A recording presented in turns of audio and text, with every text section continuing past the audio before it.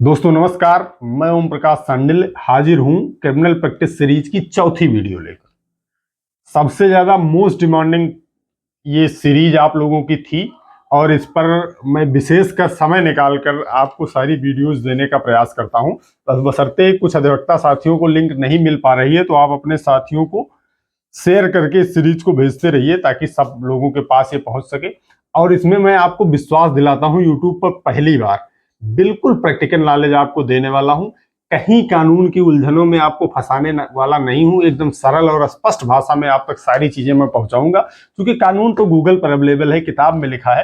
Practical जो आकर 4-5 साल कचहरी में हमारे नए अधिवक्ता साथी घिसते हैं तब जान पाते हैं, उन चीजों को कोई पहुंचाए, ये मुझे लगता है कि पहली बार यूट्यूब पर है। तो आप लोग इसको ज्यादा से ज्यादा लोगों तक पहुंचाइए, तो इसमें और मजा आएगा। तो दोस्तों, अभी तक की वीडियोज में हम लोगों ने पहली वीडियो में सीखा था तहरीर कैसे लिखें, दूसरी वीडियो में थाने पर जाकर एफआईआर कैसे दर्ज करवानी है, थाना दर्ज ना करे तो बड़े अधिकारियों से कैसे मिलकर दर्ज करानी है, और तीसरी वीडियो में यह बताया था कि अगर वहां से भी एफआईआर बड़े अधिकारी भी न दर्ज करने का आदेश पारित करें तो मजिस्ट्रेट कोर्ट से कैसे एफआईआर के आदेश कराए जा सकते हैं। पहले कानून में था 156 सब क्लास 3, नए वाले कानून में था 173 सब क्लास 4। तो अब दोस्तों आगे कंटिन्यू करते हैं। अब आगे की प्रोसेस ये होगी, पहले शुरू से शुरू करते हैं। मान लिया आपकी थाने से एफआईआर पंजीकृत हो गई। अब क्या होगा उसमें उसमें जो विवेचक है वो विवेचना करेगा, कोई पुलिस अधिकारी ही विवेचक होगा, वो विवेचना करेगा पूरे मामले की। इसके बाद में जब मामला सही पाया जाएगा तो एक चार्जशीट न्यायालय में सबमिट करेगा। ये चार्जशीट आपकी आएगी, न्यायालय में सबमिट होगी। अब दोस्तों, अगर एफआईआर थाने से नहीं लिखी गई है, किसी बड़े पुलिस अधिकारी के आदेश से लिखी गई है, तो उस पुलिस अधिकारी के आदेश से भी एफआईआर पंजीकृत होगा और सेम प्रोसेस होगा। अगर एफआईआर मजिस्ट्रेट के यहां से लिखी गई है, 173 सब क्लास 4 के तहत आदेश हुआ है एफआईआर लिखने का, तब भी एफआईआर पंजीकृत होगा और आईओ विवेचना करेगा और न्यायालय के समक्ष चार्जशीट प्रस्तुत करेगा। न्यायालय के समक्ष जब चार्जशीट प्रस्तुत होती है तो मजिस्ट्रेट साहब जो हैं वह उसकी जांच करते हैं। हम आपको बता दें, जांच और इन्वेस्टिगेशन ये दो अलग अलग चीज हैं। पुलिस वाले जो होते हैं वो इन्वेस्टिगेशन करते हैं, सरल भाषा में अगर आपको बताया जाए तो वो सबूत इकट्ठा करते हैं। अब मजिस्ट्रेट साहब क्या करते हैं, उसकी जांच करते हैं जो चार्जशीट बन के आई होती है, कि क्या इसमें पर्याप्त साक्ष्य है व्यक्ति को समन करने के लिए या नहीं है। अगर पर्याप्त साक्ष्य पाए जाते हैं तो वो व्यक्ति को समन करते हैं। जैसे एक समन का ये फॉर्मेट छोटा सा है, आप लोग देख सकते होंगे, ये इसे समन करते हैं। इसमें लिख देते हैं विवेचक द्वारा आज, मैं आपको अंडरलाइन करके दिखाता हूं, विवेचक द्वारा आज आरोप पत्र प्रस्तुत किया गया, केस डायरी पुलिस प्रपत्रों के अवलोकन किया गया और अक्यूज्ड अपराध संख्या अभियुक्त गण के विरुद्ध आरोप पत्र प्रस्तुत है, पर संज्ञान लिया जाए, दर्ज रजिस्टर हो, अभियुक्त जरिए सम्मन फला दिनांक को तलब हो। ये मजिस्ट्रेट साहब का समनिंग ऑर्डर होता है कि साले पुलिस प्रपत्रों का अवलोकन करते हैं, जांच करते हैं, अगर पर्याप्त साक्ष्य है तो वो अभियुक्त को समन कर देते हैं और नेक्स्ट डेट लगा देते हैं कि अभियुक्त आवें और अपनी जमानत करवाएं और आगे की कार्रवाइयां चालू। इसमें दोस्तों इस समय की स्थिति ये है कि आप लोग सोचते होंगे कि कई बार पुलिस प्रपत्र भी वापस हो जाता है, बहुत रेयर केस में वापस होता है। लगभग जितनी चार्जशीट आती है सब में समनिंग ऑर्डर बाबू टाइप करके रखता है, मजिस्ट्रेट साहब की साइन हो जाती है। ये प्रोसेस होता है, लेकिन प्रोसेस है तो प्रोसेस है। यहां से हुआ समनिंग ऑर्डर। लेकिन दोस्तों यहां एक चीज छूट रही है, ये जो उद्देश्य था समनिंग ऑर्डर का, एफआईआर के बाद विवेचना हो फिर समनिंग ऑर्डर हो, एक तरीके से और समनिंग ऑर्डर होता है, वो तरीका आपको बताना बहुत जरूरी है। वो तरीका क्या है? एक एफआईआर का तरीका मैंने आपको बताया, दूसरा तरीका जो होता है व्यक्ति के विरुद्ध मुकदमा दर्ज कराने का, वो होता है कंप्लेंट का तरीका, परिवाद पत्र। यानी आप पुलिस के पास नहीं जाएंगे, न्यायालय से ही आपके मामले में संज्ञान ले लिया जाएगा और समनिंग ऑर्डर कर दिया जाएगा। ये परिवाद पत्र कैसे पेश करना होता है, इसमें कोई पुलिस का रोल नहीं होता है। आपको अगर लगता है कि यहां से एफआईआर होगी तो इसमें पुलिस एफआईआर लगा देगी या मामले की अच्छी से जांच नहीं करेगी, मामले में फाइनल रिपोर्ट प्रस्तुत कर देगी, या आपके पुलिस के पास जाना ही नहीं चाहते हैं, आपको डायरेक्ट कोर्ट से कार्रवाई चाहिए, तो आप परिवाद पत्र संबंधित न्यायालय में प्रस्तुत कर सकते हैं। इसको प्रस्तुत करने में आपको डरने की जरूरत नहीं है, एकदम सिंपल सादा है। आप लोगों ने 173 सब क्लास 4 का एप्लीकेशन कैसे प्रेजेंट किया जाता है ये देखा था, उसी से बिल्कुल है। आपको यहाँ ऊपर न्यायालय श्रीमान लिखना है, व्यक्ति का नाम लिखना है, उसके वर्सेस जो एक्यूज हैं उनका नाम लिखना है। फिर आपको एक छोटी सी हेडिंग डालनी है, परिवाद पत्र संबंधित थाना, जिस थाने के अंतर्गत ये मामला हो, और जिला। इसके बाद में की जो प्रोसेस है, इसमें मैंने धारा वाइज लिख दिया है कि श्रीमान जी, परिवादी सादर निम्नलिखित निवेदन करता है कि धारा 1 यह कि परिवादी सीधा साधा विधियावक व्यक्ति है, सेना का कर्मचारी है, या कि परिवादी की समाज में काफी इज्जत है और व्यतीत करता चला आ रहा है। ये मैंने धारा वाइज कर दिया। आपको 173 सब क्लास 4 में बताया था कि आप धारा वाइज अगर लिखना चाहें तो धारा वाइज लिख सकते हैं, नहीं तो यहां भी हूबहू जो तहरीर आपने लिखी थी, आपके साथ जो अपराध हुआ था, वही चीजें यहाँ हूबहू आप कॉपी कर दीजिए अपने कंप्लेंट को। परिवाद पत्र का हेडिंग डालने के बाद हूबहू कॉपी कर देंगे। बस एक चीज आपको ध्यान रखनी है, लास्ट में रिलीफ जो है उसमें रिलीफ मांगी जाती थी कि प्रथम सूचना रिपोर्ट पंजीकृत करने का आदेश पारित करने की कृपा करें। यहां आपको रिलीफ ये नहीं मांगनी, यहां आपको रिलीफ मांगनी है कि अतः श्रीमान जी से सादर प्रार्थना है कि विपक्षी गणों को सुसंगत धाराओं में तलब कर दंडित करने की कृपा करें। यहां आपको ये रिलीफ मांगनी होती है, ठीक है, यहां आपको ये रिलीफ मांगनी होती है। फिर परिवादी नीचे आपका नाम लिख देना होता है और इसे मजिस्ट्रेट कोर्ट में प्रस्तुत कर देना होता है। ये भी एक प्रकार की शिकायत ही है, आपके साथ जो घटना हुई वो शिकायत है, बस आप पुलिस से दूर न्यायालय से ही मामला चाहते हैं, ये होता है परिवाद। अब बात करते हैं इससे संबंधित कानून के बारे में। इसके साथ एक एफिडेविट भी लगेगी, उसे भी आप लोग थोड़ा सा देख लीजिए। वही जैसे एफिडेविट उसका बनाया था, इसे नाम बनाम परिवार संख्या और सब जिला डाल देंगे। सप्ती का पूरा नाम, शपथ पूर्वक बयान करता हूं कि, एक हेडिंग यहां लिख सकते हैं, सप्ती ने न्यायालय जी श्रीमान जी के समक्ष परिवाद पत्र प्रस्तुत किया है जिसमें पूर्ण सफलता की आशा। परिवाद पत्र में किसी गलत तथ्य का समावेश नहीं किया है, न सही तथ्य का को लोपित किया है। परिवाद पत्र में उल्लिखित समस्त कथनों का सप्ती समर्थन करता है। ये इस तरह से आपका शपथ पत्र होगा, जैसे 156(3) या 173 सब क्लास 4 में आपने इसको प्रस्तुत करना होता है संबंधित थाने के मजिस्ट्रेट। थाने के मजिस्ट्रेट जो होंगे उन्हीं के यहाँ ये परिवाद पत्र भी प्रस्तुत होगा। अब इस परिवाद पत्र के कानून के बारे में जान लेते हैं, जो नया कानून अपनाया है उसके संबंध में। सेक्शन 200 में पहले से परिभाषित किया गया था पुराने कानून में, अब वो 200 हो गई है 223, एग्जामिनेशन ऑफ अ कंप्लेंट। जब आप परिवाद पत्र न्यायालय के समक्ष प्रस्तुत करेंगे तब मजिस्ट्रेट आपकी एग्जामिनेशन करेगा। जो भी विक्टिम होगा जिसकी तरफ से आप ये परिवाद पत्र प्रस्तुत कर रहे हैं उसका बयान लेगा। होता क्या है, पहली डेट पर आप परिवाद पत्र प्रस्तुत न्यायालय में करते हैं, इस तरह से फॉर्मेट बनाकर अपनी पूरी शिकायत लिखकर। उसके बाद में उसमें एडमिशन का ऑर्डर होता है, एडमिट होती है आपकी परिवाद। इसके बाद में कई जगह ये देखा जाता है कि सेम डे ही परिवादी का बयान मजिस्ट्रेट साहब ले लेते हैं, जज साहब खुद लेते हैं। और कई जगह क्या होता है कि एक डेट लगा देते हैं कि इस दिन आपका 200 का बयान होगा। पहले पुराने कानून में कहा जाता था 200 का बयान होगा, नए कानून में वो 223 का बयान होगा। इसमें 223 में क्या कहा गया है इसे भी थोड़ा देख लेते हैं। A magistrate having jurisdiction while taking cognizance of an offence on complaint shall examine upon oath the complainant and the witnesses present, if any, and the substance of such examination shall be reduced to writing and shall be signed by a complainant and the witness and also by the magistrate।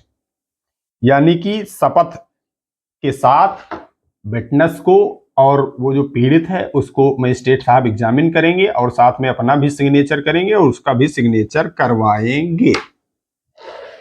अब यहां दोस्तों आपने परिवाद पत्र प्रस्तुत किया, magistrate साहब ने आपकी परीक्षा करी और आपका वो लिया। इसके बाद में नए कानून में था 202, एक सेक्शन थी 202 जिसको अब 225 कर दिया गया है। इसमें आपके गवाहों का बयान लिया जाता है। जैसे आपने परिवाद पत्र प्रस्तुत किया तो आपने एक मजिस्ट्रेट साहब ने आपको एग्जामिन किया, इसके बाद आप जितने विटनेस देना चाहे मजिस्ट्रेट साहब को उसको मजिस्ट्रेट साहब एग्जामिन करते थे। ज्यादातर प्रैक्टिस में यह चलता है कि आप 2 विटनेस दे दें कि इस घटना के संबंध में वो भी आपकी गवाही दे दें। इसके बाद में मजिस्ट्रेट साहब आपके एक्यूज्ड को, जितने भी एक्यूज्ड हैं उनको समन करते थे। जो समनिंग ऑर्डर मैंने बताया था, ये समनिंग ऑर्डर आपको मैं दिखाता हूं, ये समनिंग ऑर्डर फिर पारित होता है। जैसे एक एफआईआर लिख के आई, चार्जशीट लगी, तब समनिंग ऑर्डर पारित हुआ। एक आपने परिवाद पत्र प्रस्तुत किया, अपना बयान दिया, 2 गवाहों का बयान करवाया, फिर समनिंग ऑर्डर हुआ। और जो सेक्शन वहां बना था वही सेक्शन में यहां भी समनिंग ऑर्डर परिवाद पत्र में भी हो जाएगा। एक दूसरा तरीका है कंप्लेन करने का। अब इसमें दोस्तों एक बहुत मेजर चेंज की गई है, आपको मैं वो भी बताता हूं नए कानून में और पुराने। अभी मैंने पुराने कानून के हिसाब से आपको बता दिया था, लेकिन सेक्शन 200 का जो 222 किया गया, इसमें एक मेजर चेंजेस भी किए गए। चेंजेस क्या हुए? पहले जब आप परिवाद पत्र प्रस्तुत करते थे, आप अपना बयान देते थे, 2 गवाहों का बयान देते थे, समनिंग ऑर्डर होने के बाद एक्यूज्ड का राइट होता था आपके उस मुकदमे में इंटरफेयर करने का, आकर बेल करवाएं या अपनी सफाई दें। इससे पहले एक्यूज्ड का कोई राइट नहीं था। अब इस नए कानून में क्या कह दिया गया कि ये एक सेक्शन जोड़ दी गई, एक लाइन जोड़ दी गई, मैं आपको अभी पढ़ के सुनाता हूं कि provided that no cognisance of an offence shall be taken by the magistrate without giving the accused an opportunity of being heard.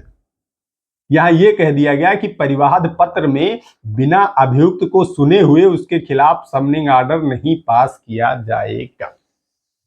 तो अगर आप अब परिवाद पत्र प्रस्तुत करेंगे तो जिनके खिलाफ आप परिवाद पत्र प्रस्तुत कर रहे हैं उनको भी नोटिस सम्मन होगा, उनको भी सुना जाएगा। ये नए कानून में एक जोड़ दिया गया है, पुराने में नहीं था, नए में जोड़ दिया गया है।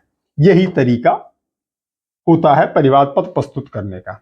अब वो भी आएगा तो अपनी बात कहेगा, तो ये मामला थोड़ा कठिन हो गया परिवाद पत्र वाला। अब जो हुआ, पहले इतना कठिन मामला नहीं था परिवाद पत्र का।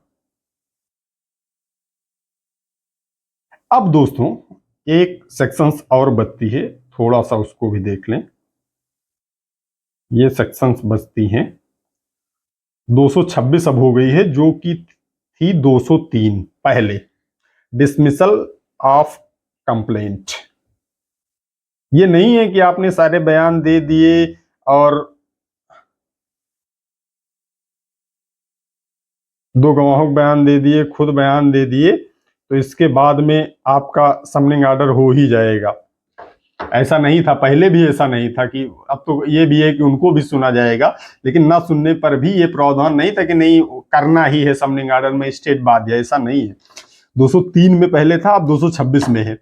Dismissal of a complaint if after considering the statement on oath if any of the complainant and of the witnesses and the result of the inquiry or investigation if any under section 225 the magistrate is opinion that there is no sufficient ground for proceeding, he shall dismiss the complaint and in every such case he shall verifyly record his reasons for so doing। मतलब कि अगर शपथ के साथ आप अपना बयान देते हैं, इसके बाद में 2 गवाहों का बयान देते हैं, लेकिन फिर भी मजिस्ट्रेट का ओपिनियन ये है कि ये इतना सफिशिएंट ग्राउंड नहीं है प्रोसीडिंग करने के लिए, तो ये आपकी कंप्लेंट डिसमिस भी की जा सकती है। अब बात करते हैं कि अगर ये कंप्लेंट आपकी गलत तरीके से डिसमिस हो जाए तब क्या करेंगे। यहां तक आपको समझ में, आप लोगों को समझ में आ गया होगा, यहां तक की सारी चीजें मेरे हिसाब से आप लोगों के समझ में आ गई होंगी कि कंप्लेंट का भी एक तरीका है समनिंग ऑर्डर करवाने का। क्रिमिनल मुकदमे का मुख्य उद्देश्य यही होता है कि व्यक्ति को न्यायालय से समन करा दिया जाए, उसके खिलाफ समन हो जाए, और समन चाहे कंप्लेंट के माध्यम से हो या आपकी एफआईआर के बाद चार्जशीट प्रस्तुत करने के बाद हो। अब कंप्लेंट केस में भी एक इशू है और 173 सब क्लास 4 वाले में भी ये है कि अगर आपने 173 सब क्लास 4 का एप्लीकेशन मूव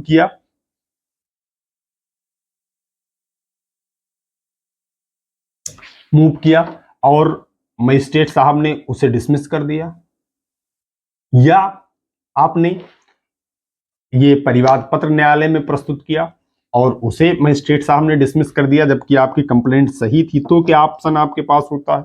मजिस्ट्रेट के इन दोनों ऑर्डर को आप सेशन कोर्ट में आप रिवीजन कर सकते हैं। इसका 397 और 399 के तहत पुराने कानूनों में रिवीजन होता था, नए कानून में सेक्शंस कुछ बदल गई हैं, वो देख के आपको बता दिया जाएगा। अगर आप 156(3) प्रस्तुत करते हैं या परिवाद पत्र प्रस्तुत करते हैं। अगर इसे खारिज कर दिया जाए तो उसमें ना FIR के आदेश दिए जाए और खारिज कर दिया जाए, इसको ना आपका कॉग्निजेंस लिया जाए और खारिज कर दिया जाए, तो इसका आप सेशन में रिवीजन कर सकते हैं। सेशन से भी रिवीजन में रिलीफ ना मिलने पर आप 482 में हाई कोर्ट जा सकते हैं। इतनी चीज यहाँ जानकर आप चलिए। रिवीजन के लिए कैसे ड्राफ्ट करनी है, कैसे चीजें डालनी है, ये मैं आपको किसी नेक्स्ट वीडियो में बता दूंगा। अब यहाँ समनिंग ऑर्डर तक ये इतनी चीजें आपकी क्लियर हो गई, लेकिन एक चीज यहाँ और मिस हो रही है। ये जो परिवाद पत्र आपने देखा है ये अलग आपका पड़ता है, लेकिन जनरल प्रैक्टिस में ये चल रहा है कि जब आप 173 सब क्लास 4 का एप्लीकेशन मूव करेंगे या पुराने कानून में 156 सब क्लास 3 का एप्लीकेशन था, तो उसमें 3 चीजें होती थी। या तो संबंधित थाने को FIR के आदेश दे देते थे मजिस्ट्रेट साहब, या आदेश अगर नहीं देते थे तो उसे रिजेक्ट कर देते। लेकिन तीसरा ऑप्शन एक ये था कि मामले को परिवाद के रूप में परिवर्तित कर दें। ज्यादातर स्थितियों में जो 173 सब क्लास 4 के एप्लीकेशन मूव किए जाते हैं उसमें ज्यादातर स्थितियों में मामले को परिवाद के रूप में परिवर्तित कर दिया जाता है।